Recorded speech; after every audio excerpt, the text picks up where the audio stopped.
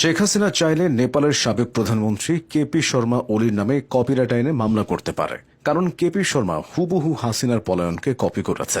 শেখ হাসিনার মতোই ছাত্র জনতার বিক্ষোভে সে পদত্যাগ করেছে, এরপর একইভাবে হেলিকপ্টারে করে দেশ ছেড়েছে। তবে হাসিনার পালানোটা মাস্টারপিস, বাকিগুলো এর সস্তা কপি। বাংলাদেশের মতো নেপালে ছাত্র জনতার বিক্ষোভে সরকারের পতন ঘটলেও সেখানে কোনো মাস্টারমাইন্ডকে খুঁজে পাওয়া যাচ্ছে না। নেপালে যদি বিএনপির কোনো শাখা থাকত, তাহলে তারা স্লোগান দিত, তারেক রহমান জানেন নাকি নেপালের পার্লামেন্ট দখলের নায়ক আপনি? স্কুল কলেজের মাসুম বাচ্চারা আমাদেরকে মুক্ত করেছে। কেঁদে কেঁদে এমন বক্তব্য দেওয়ার জন্য নেপালে বোধহয় কোনো রাজনীতিবিদ নেই।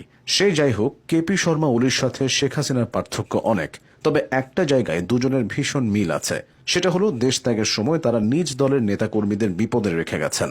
নেপালের অর্থমন্ত্রীকে রাস্তায় পেয়ে জনগণ ফ্লাইং কিক দিচ্ছে, আর এটা দেখে বাংলাদেশের মানুষজন আফসোস করছে, কারণ হাসিনা সরকারের মন্ত্রীদেরকে এভাবে তারা নিজেদের কবজায় পায়নি।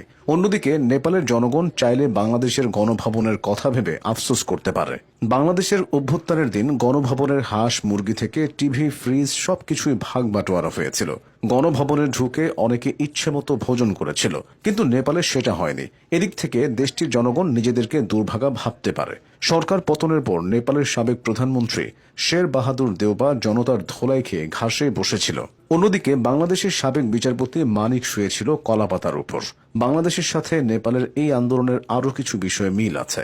বাংলাদেশের তথ্য ও প্রযুক্তি প্রতিমন্ত্রী জুনায়েদ আহমেদ পলক বলেছিলেন, আমরা ইন্টারনেট বন্ধ করিনি, ইন্টারনেট বন্ধ হয়ে গেছে। অন্যদিকে নেপালের সরকার সরাসরি সোশ্যাল মিডিয়ার উপর কড়াকড়ি আরোপ করেছিল। পলকের মতো বুদ্ধি থাকলে এমন না করে পুরো ইন্টারনেট বন্ধ করে দিয়ে একটা অজুহাত দিলেও তাদের এই হাল হতো না। নেপালের কেপি শর্মা ওলির সরকার ক্ষমতায় বসেছে বছরখানেক আগে।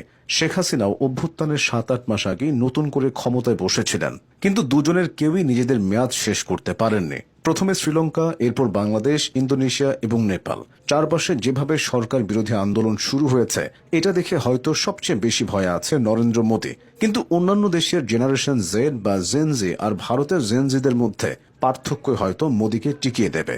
বাংলাদেশের রাজনীতির গুরুত্বপূর্ণ টপিক হয়ে উঠেছে পিআর পদ্ধতির নির্বাচন। পিআর হবে কি হবে না, হলে কি ক্ষতি কি লাভ, সেসব বিষয়ে চলছে যুক্তিতর্ক।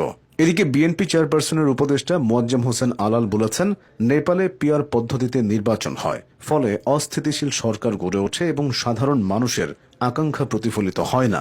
সেখানে অভ্যুত্থানের অন্যতম কারণ সেই পিআর পদ্ধতি। আলালের এই কথা শুনে নেপালের বিক্ষোভকারীরা বলতেই পারে, আমি কি তার মধ্যে বিক্ষোভ ঢালছি। বাংলাদেশে হাসিনার পলায়নের পর ছাত্ররা ঠিক করেছিলেন নোবেলজয়ী ডক্টর ইউনূস হবেন অন্তর্বর্তী সরকারের প্রধান উপদেষ্টা। নেপালের জেনজিরা সরকার প্রধান হিসেবে চাইছে আন্ডারগ্রাউন্ডের হিপ হপ র্যাপার বালেন্দ্র শাহকে। বাংলাদেশে ক্ষমতায় একবার যে বসে, সে স্বেচ্ছায় কিছুতেই সেটা ছাড়তে চায় না। কিন্তু নেপালের ক্ষেত্রে বিষয়টা ভিন্ন। নেপালের রাজনীতি যেন একটা পরিপূর্ণ সার্কাস। কয়েক মাস বা বছর পর পর সেখানে সরকার পড়ে যায়, নতুন সরকার আসে, আবার পড়ে যায়। শেখ হাসিনাকে তাড়ানোর সময় বাংলাদেশের মানুষের মধ্যে যে ঐক্য দেখা গিয়েছিল, পরে সেটা শীত নিদ্রায় চলে গেছে। অন্যদিকে নেপালের জনগণ এই চায় গণতন্ত্র আবার রাজতন্ত্র ফেরানোর জন্য তারা আন্দোলন করে। অনৈক্যের দিক থেকে দুই দেশের মিল আছে। সরকার প্রধানদের পলায়নের স্পষ্ট মিল খুঁজে পাওয়া গেছে।